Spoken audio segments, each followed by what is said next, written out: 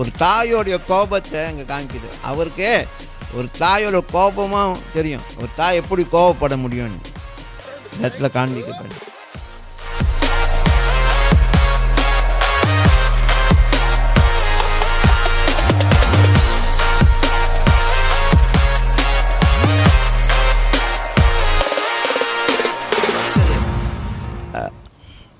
அஞ்சாவது வசனம்,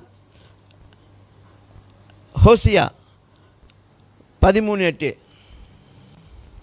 குட்டிகளை பறிகொடுத்த கரடியைப் போல நான் அவர்களை எதிர்த்து அவர்கள் ஈரட்கொலையை கிழித்து அவர்களை அங்கே சிங்கம் பச்சிக்கிறது போல் பச்சித்து போடுவேன்.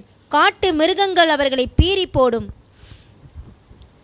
சரி, 13:8 இங்கே என்ன, தேவன் ஒரு தாயை போல கோபம் அடைகிறவர். ஒரு கரடி, பெண் கரடி, ஒரு தாயை கரடி போல கோபப்படுகிறார். எப்படி? அதோடைய குட்டிகளை எவனும் அடிச்சுட்டு போயிட்டானுங்க. இந்த கரடியோட குட்டிகள் திருடப்பட்டுருச்சு. அதனால் அந்த தாயார் என்ன சொல்லுவாங்க, கோபமாக அந்த திருடங்களை எப்படின்னாச்சும் அடித்து பிடிச்சி அது பிள்ளையை மறுபடியும் எடுத்துடணும் அப்படின்னு சொல்லி கோபப்படுகிற ஒரு சீன் இது.